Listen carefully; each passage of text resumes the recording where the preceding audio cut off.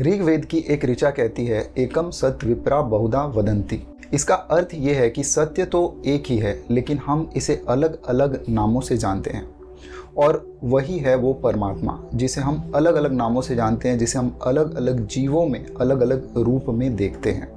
उपनिषदों के भी कुछ सूत्र है जिसमें हमें बताया गया है अहम ब्रह्मास्मि या फिर तत्वमसि। ये जो सूत्र है, इससे हमें समझ में आता है कि हमारे अंदर ही ब्रह्म का वो अंश छिपा है। तत्वमसि अर्थात हम ही वो हैं, वो जिसे हम ढूंढ रहे हैं। और ये जो सारी बातें हैं, ये 6ठी शताब्दी ईसा पूर्व से भी पहले की बातें हैं, यानी कि 6th सेंचुरी BC। लेकिन मैं ये सारी बातें क्यों कर रहा हूँ? क्योंकि इसी समय में एक ऐसा दर्शन भी आया जिसे हम चार्वाक के नाम से जानते हैं। और चार्वाक दर्शन कहता है कि कोई आत्मा या परमात्मा जैसी चीज़ होती ही नहीं है। इसका मूल कारण ये है कि चार्वाक दर्शन को जो भी लोग मानते थे या जो भी उसमें विश्वास करते थे, वो कहते थे कि जो भी चीज़ हम देख नहीं सकते या परसीव नहीं कर सकते या उसे फील नहीं कर सकते, तो हम उसे सिरे से नकार देंगे। और यही कारण है कि चार्वाक फिलॉसफी को मानने वाले जो लोग थे, वो वेदांत, वेद या फिर परमात्मा, इन सब चीज़ों में वो बिल्कुल भी विश्वास नहीं करते थे। उनका मानना ये था कि हमें तो जीवन जीना है, जीवन को भोगना है, सुख में जीना है। अगर हमें उस सुख के लिए कर्ज भी लेना पड़े तो वो भी लेके हम सुख में ही जिएंगे, क्योंकि ये जीवन एक बार ही मिलता है और इसके बाद कोई पुनर्जन्म भी नहीं होता। उनके कहने का मतलब ये था कि धर्म, मोक्ष, ज्ञान, ये सारी बातें बकवास है और इन सब में कुछ रखा ही नहीं है। ये जो भौतिक जगत है, यही सत्य है, और जो हमें दिख रहा है, जो सुख हम भोग रहे हैं, वही सत्य है, और इसके आगे और कुछ है ही नहीं। हालांकि चार्वाकों के बारे में ऐसा कोई साहित्य अलग से तो नहीं है, लेकिन अन्य दर्शनों में इस दर्शन का उल्लेख मिलता है। और उल्लेख भी किस प्रकार से मिलता है कि बाकी सारे जो दर्शन हैं हमारे भारत के, बौद्ध दर्शन ले लीजिए या फिर वेदांत, वेदों के दर्शन ले लीजिए, तो इन सभी दर्शनों की किताब में इनकी आलोचना मिलती है। तो इस पूरे वीडियो में हम यही समझने की कोशिश करेंगे कि चार्वाक क्या अभी भी हमारे सोसाइटी में रहते हैं, और अगर हैं तो वो किस रूप से हैं, कैसे हैं। अभी के समय में जब मैं भारतीय दर्शन को पढ़ता हूँ या देखता हूँ, और जब मैं आध्यात्मिकता को समझता हूँ, स्पिरिचुअलिटी को समझता हूँ, तो मुझे ये तो समझ में आता है अपने अनुभव से कि इस मटेरियल रियल्म के आगे भी कुछ है, इस भौतिक जगत के आगे भी कुछ है। कोई ऐसी एनर्जी है जो हर चीज़ में व्याप्त है, जो हर चीज़ को चला रही है, जो शाश्वत है। ये मैं अपने एक्सपीरियंस से बोल सकता हूँ। जब मैं मेडिटेशन करता हूँ तो मुझे इस चीज़ की अनुभूति तो होती है कि सब कुछ अपने आप नहीं चल रहा है, और हर जो इंडिविजुअल है, उसकी जो एक इंडिविजुअल आइडेंटिटी है, वो सिर्फ एक क्षणिक आइडेंटिटी है, क्योंकि वो इंडिविजुअल जिस प्राण से चल रहा है, जिस प्राणिक एनर्जी से चल रहा है, वो लाइफ फोर्स जो है वो हमेशा ही सस्टेन करती है और हर लिविंग बीइंग में सस्टेन करती है। लेकिन मैंने ये ऑब्ज़र्व किया है कि आज के टाइम में भी लोग अपनी जीवन को किस प्रकार से व्यतीत कर रहे हैं। अगर आप ध्यान से देखेंगे तो लोगों का जो इंडल्जेंस है वो किस तरफ है। लोगों का इंडल्जेंस है कि वो ज़्यादा से ज़्यादा सुख भोग सकें, फूड में, खाने में ज़्यादा इंडल्जेंस है। और कुछ लोग तो इस प्रकार से अपना जीवन व्यतीत कर रहे हैं, उन्हें लगता है कि वो कुछ भी अपने मन में सोचे या कुछ भी अपने मन में करे तो वो किसी को पता नहीं चलेगा, और उसका कोई कार्मिक अकाउंट शायद है ही नहीं। लेकिन ऐसा होता नहीं है। अभी मैं ये देखता हूँ कि मैक्सिमम लोग, अधिकांश लोग सुख भोगने में लगे हैं। वो अपने फैमिली के बारे में, अपने बच्चों के बारे में सोचते हैं, लेकिन सोसाइटी एज अ होल या फिर ह्यूमैनिटी एज अ होल वो इस प्रकार से नहीं सोचते। कहीं ना कहीं हर काम करने के पीछे उनका एक अपना सेल्फिश मोटिव होता है, यानी कि उन्हें अपने सुख से मतलब है और किसी चीज़ से नहीं। वो ये भी नहीं सोचते कि मरने के बाद उनकी क्या गति होने वाली है, और वो अपने जीवन को इस प्रकार से ही व्यतीत करते हैं मानो कि बस यही जीवन है और इसी में सारे सुखों को भोग लेना है। तो मैं आपसे पूछना चाहता हूँ कि ये जो मेंटालिटी है ये किस प्रकार की है? क्या ये मेंटालिटी चार्वाकों की मेंटालिटी से मैच नहीं करती है? अधिकांश लोग किसी न किसी धर्म की आस्था से जुड़े तो है, लेकिन अंदर से कहीं ना कहीं वो भी चारवाकों जैसी जिंदगी को जी रहे हैं। जब हम भारतीय दर्शन को पढ़ने की कोशिश करते हैं तो कुछ किताबों में हमें चारवाकों के संस्थापक के रूप में अजीत केशकम्बली का नाम मिलता है, और माना जाता है कि अजीत केशकम्बली ही चारवाक जो दर्शन है उसके संस्थापक थे, और उन्होंने ही इस दर्शन को बढ़ावा दिया था। चारवाकों के कुछ श्लोक मैंने नोट डाउन किए हैं। आप हो सकता है कि उन श्लोकों को जब आप देखेंगे तो रिलेट कर पाएंगे कि आज के लोग क्या इसी प्रकार से जी रहे हैं। तो पहला जो श्लोक है वो इस प्रकार से है, यावत जीवते सुखम जीवेत ऋणम कृत्वा घृत पीवेत भस्मीभूतस्य देहस्य पुनरागमन कुतः। ये जो श्लोक मैंने आपको बताया, इसका मतलब ये है कि अगर जीना है तो भले ही आपको दूसरों से पैसा लेके जीना पड़े, लेकिन आपको बिल्कुल सुख में जीना चाहिए, सारे सुखों को भोगना चाहिए, उसमें कोई कमी नहीं होनी चाहिए। अगर कर्ज लेना भी पड़े, ऋण भी लेना पड़े, तो ऋण लेके आपको घी पीना चाहिए, और उससे कम में आपको किसी भी चीज़ में सेटिस्फैक्शन नहीं होनी चाहिए। दूसरा जो श्लोक है वो तो और भी फनी है। इसमें कहते हैं, पीत्वा पीत्वा पुनः पीत्वा यावत पतति भूतले उत्थाय च पुनः पीत्वा पुनर्जन्म न विद्यते। इसका अर्थ ये है कि पियो पियो, इतना पियो कि पी के ज़मीन पे गिर पड़ो, और गिरने के बाद फिर उठो और फिर पियो। पीने की जो इंटॉक्सिसिटी है उसके आप मज़े लो, उसे भोगो, क्योंकि इस जीवन के बाद और कोई पुनर्जन्म आपका होने वाला नहीं है। तो ये है उनकी फिलॉसफी। तो आप अगर कंपेयर करें तो आज क्या अधिकांश लोग इस प्रकार से जी नहीं रहे हैं?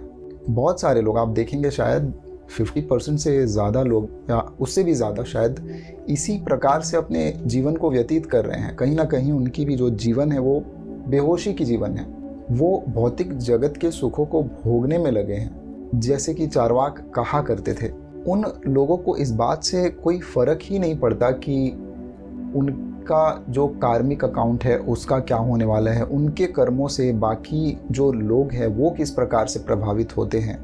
बहुत ही कम ऐसे लोग हैं जो इस प्रकार से सोचते हैं, और जो सच में जो भारतीय दर्शन है, जो वैदिक फ़िलॉसफी है या बुद्धिज़्म की जो फ़िलॉसफी है, बाकी सारी जो फ़िलॉसफी है, जो उस परमात्मा को मानते हैं, जो इन सब बातों में विश्वास करते हैं कि हमसे ऊपर भी कोई एक शक्ति है जो इस सृष्टि को चला रही है।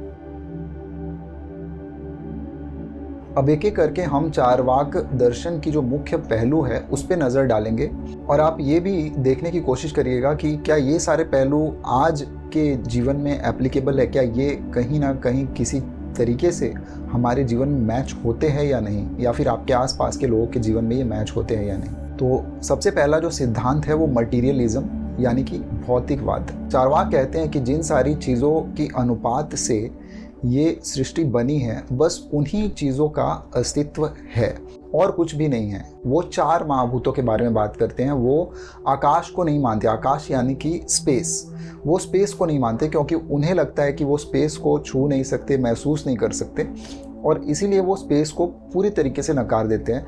जबकि अगर आप देखेंगे तो साइंस कहता है कि 95% जो यूनिवर्स है वो स्पेस ही है, और लेस देन 5% जो है वो धरती, जल, वायु और अग्नि है। चारवाकों का कहना कहीं ना कहीं सही है कि धरती, जल, वायु और अग्नि से मिल के, अलग अलग अनुपात में मिल के ही सारी चीज़ें बनी हैं, लेकिन आप इसमें से आकाश को नहीं निकाल सकते। इसका कारण सिर्फ ये नहीं हो सकता कि क्योंकि हम उसे परसीव नहीं कर सकते। इस प्रकार से तो बहुत सारी चीज़ें हैं जो हम परसीव नहीं कर सकते, जैसे कि एक फ्रीक्वेंसी की साउंड हम सुन नहीं सकते, एक फ्रीक्वेंसी के ऊपर या नीचे हम एक रेंज में ही सुन सकते हैं। अलग अलग लोग अलग अलग रंगों को अलग तरीके से परसीव करते हैं। तो बहुत सारी चीज़ें ऐसी हैं जो हमारे परसेप्शन में नहीं है, बहुत सारी अनुभव ऐसे हैं जो एक इंसान से दूसरे इंसान के लिए अलग है। मटीरियलिज्म की जो भौतिकवाद की जो फिलॉसफी है वो कहीं ना कहीं ठीक बैठती नहीं है चारवाकों की। इनका दूसरा सिद्धांत ये है कि वो सुपर नेचुरलिज्म को बिल्कुल खारिज कर देते हैं और रिजेक्ट कर देते हैं। सुपर नेचुरलिज्म यानी कि कोई भी चीज़ जो अलौकिक है, जो हमारे परसेप्शन के बियॉन्ड है, जिसे हम इमेजिन नहीं कर सकते, जैसे कि परमात्मा को परसीव करना एक आम इंसान के लिए बहुत ही मुश्किल है, क्योंकि आम इंसान भरा होता है अपनी ईगो से, अपनी इंडिविजुअलिटी से। तो अगर जब तक वो अपनी इंडिविजुअलिटी से निकलेगा नहीं, जब तक वो अपने माइंड के चैटर को शांत नहीं कर पाएगा, तब तक वो देख ही नहीं पाएगा कि उसके ऊपर भी कुछ है, उसके इंडिविजुअल सेल्फ के ऊपर भी कुछ है। और चार्वाक भी ऐसे ही थे। उन्हें लगता था कि उनकी जो इंडिविजुअल आइडेंटिटी है वही सब कुछ है, ये शरीर ही जो है सब कुछ है, और इसके बियॉन्ड, इस शरीर के बियॉन्ड और कुछ नहीं है। तो वो नहीं मानते थे परमात्मा में या आत्मा में। उनका जो तीसरा सिद्धांत है वो है एम्पिरिसिज्म का, यानी कि प्रमाणवाद का। ये जो प्रमाणवाद का सिद्धांत है ये कहीं ना कहीं एक तरीके से अच्छा है, क्योंकि ये स्केप्टिसिज्म को भी पैदा करता है। अगर आप एक नॉर्मल लाइफ जीना चाहते हैं तो कॉज एंड इफ़ेक्ट वाली चीज़ को आपको नज़र में रखना पड़ेगा कि किस कारण से क्या हो रहा है। लेकिन इस मामले में वो थोड़े रिजिड हो जाते हैं, जो चार्वाक थे वो थोड़े रिजिड हो जाते हैं, और वो ये सोचते हैं कि जो परसेप्शन में है वही है, जिसे हम अपनी इंद्रियों से महसूस कर सकते हैं वही चीज़ें हैं, उन्हीं का प्रमाण है, और बाकी किसी चीज़ का प्रमाण नहीं है। अगर आप 6th सेंचुरी BC की बात करें तो उस समय टेक्नोलॉजी इस टाइप से डेवलप्ड नहीं थी कि उनकी बातों को काउंटर कर सके, लेकिन आज का जो विज्ञान है वो अभी बता रहा है इन सारी चीज़ों को कि जो हम परसीव कर सकते हैं अपने इंद्रियों से, जो भी हम रिसीव करते हैं या महसूस करते हैं, उसके बियॉन्ड भी बहुत कुछ है जो हम अपनी इंद्रियों से महसूस नहीं कर सकते। इनका चौथा सिद्धांत है हेडोनिज्म का, जिसे हम सुखवाद भी कहते हैं, यानी कि इस शरीर का सुख ही परम उद्देश्य है जीने का, और इसके आगे और कुछ है ही नहीं। तो आपको जो भी करना है इस भौतिक शरीर के सुख के लिए करना है, प्लेजर के लिए करना है। यानी कि वो जीते ही प्लेजर के लिए थे, उनका खाना पीना हर चीज़ प्लेजर के लिए ही था, और प्लेजर के बियॉन्ड वो कुछ सोचते ही नहीं थे। उनका पांचवा सिद्धांत ये है कि वो एथिक्स और मोरालिटी की बहुत आलोचना करते थे, बहुत क्रिटिसिज्म करते थे इस चीज़ की। जैसे कि जब हम एक सोसाइटी में रहते हैं तो उस सोसाइटी की मॉरल वैल्यूज़ के बारे में हम सोचते हैं कि क्या सही है या क्या गलत है। अगर आप अपने दिमाग के अंदर झांक के देखेंगे तो आपको भी ये समझ में आएगा, जब भी आप कोई काम करने जा रहे हैं या कुछ भी आप जब करने जा रहे हैं तो आपका माइंड आपको बताता है, आपकी कॉन्शियस, आपकी अंतरात्मा आपको बताती है कि ये काम करना सही है या नहीं है। वो कहीं ना कहीं एथिक्स और मोरालिटी का पार्ट है, लेकिन वो इस चीज़ को बिल्कुल सिरे से नकार देते थे, और वो कहते थे कि जो करने में मज़ा आए वो करो, और उसके जो रिपरकशंस है उसको भी वो इग्नोर कर देते थे। जिसमें आपकी जो इंद्रियां हैं उनको प्लेजर मिल रहा है तो वो काम आपको करना है। तो अगर हम इस फिलॉसफी को लेके चले कि जो भी करने में मज़ा आ रहा है वही करते रहें, तो कहीं ना कहीं वो हमारे ही हेल्थ को या फिर हमारे माइंड को नुकसान पहुंचाएगा, और ये तो प्रूवन फैक्ट है। अगर आप अपने साथ ये करके देखें तो आपको समझ में आएगा कि अगर कोई भी प्लेजर है उसको अगर आप एक्सेस रूप में करते हैं तो वो हानिकारक होता है। और इनका जो आखिरी सिद्धांत था वो था स्केप्टिसिज्म पे, यानी कि संदेहवाद। संदेहवाद का मतलब ये है कि वो हर चीज़ पे डाउट किया करते थे। तो ये जो सिद्धांत है उनका हर चीज़ पे डाउट करने का, ये कहीं ना कहीं एक सही डायरेक्शन दे देता उनको। इसके वजह से चार्वाकों का जो माइंड था वो कहीं ना कहीं क्यूरियस रहता होगा, ऐसा मैं मानता हूँ। तो आज के भी टाइम पे अगर आप देखें तो अगर आप स्केप्टिसिज्म को लेके नहीं चलेंगे तो आप किसी भी चीज़ के डेप्थ में नहीं पहुंच पाएंगे, लेकिन इसके लिए आपको ओपन माइंडेड भी रहना पड़ेगा। तो अगर स्केप्टिसिज्म के साथ हम ओपन माइंडेडनेस की प्रैक्टिस करें तो ही हम किसी चीज़ के तह तक पहुंच के उसे समझ सकते हैं। अगर हम अपने बिलीव्स को ही मानते रहेंगे और हम अपने सेंसेस के जो परसेप्शन है उसी को लेके सिर्फ चलेंगे तो फिर वो हमारे लिए कारगर साबित नहीं होगा ये जीवन जीने में। अब सवाल ये आता है कि चार्वाकों के बारे में उल्लेख तो है हमारे इतिहास में और हमारे स्क्रिप्चर्स में, लेकिन उनका अस्तित्व अभी बचा क्यों नहीं? तो इसमें मैं कहना चाहूँगा कि अस्तित्व तो चार्वाकों का अभी भी है, लेकिन वो हमारे ही समाज में रहते हैं, हमारे ही जैसे लोग हैं, हम ही चार्वाकों की तरह सोचते हैं। लेकिन फ़र्क सिर्फ इतना है कि हमने अपने स्केप्टिसिज्म को एक थोड़ी सी ओपन माइंडेडनेस दे दी है, और इसके वजह से हम चार्वाकों की तरफ पूरी तरीके से नहीं बन जाते। हमारे पास एक स्कोप रहता है कि हम वेदांत को भी समझें, हम वेदों को भी समझें, और हम परमात्मा को भी जानने की कोशिश करते हैं, यही कारण है।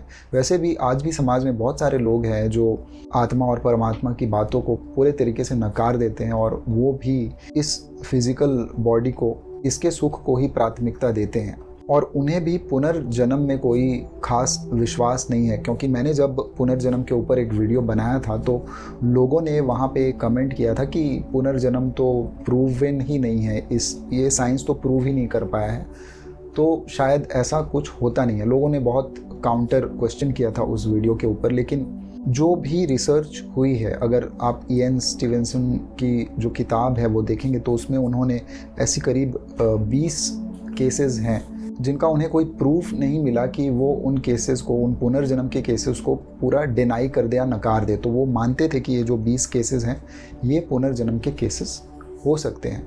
हालांकि साइंटिफिकली इस चीज़ को प्रूव करने का कोई प्रोसेस ही नहीं है। हमारे पास साइंस ने ऐसी कोई इंस्ट्रूमेंट डेवलप ही नहीं की है कि वो ट्रैक कर सके कि पुनर्जन्म आखिर होता कैसे है, मेमोरीज कैसे एक बॉडी से दूसरे बॉडी में ट्रांसफ़र हो जाती है मरने के बाद। तो ये टेक्नोलॉजी जब तक आएगी शायद उसमें देर है, लेकिन इस चीज़ को नकार देना भी गलत होगा और इसके लिए हमें ओपन माइंडेड रहना पड़ेगा कि हो ही सकता है, पॉसिबिलिटी हो ही सकती है कि पुनर्जन्म हो। और जैसी केसेस हमने देखी हैं भारत में और भारत के बाहर भी, तो ऐसी पूरी प्रोबेबिलिटी हो ही सकती है कि पुनर्जन्म होगा ही। और पुनर्जन्म के ऊपर मैंने एक डिटेल्ड वीडियो भी बनाया है, अगर आप उस वीडियो को देखना चाहते हैं तो आप यहाँ क्लिक करके उस वीडियो को देख सकते हैं।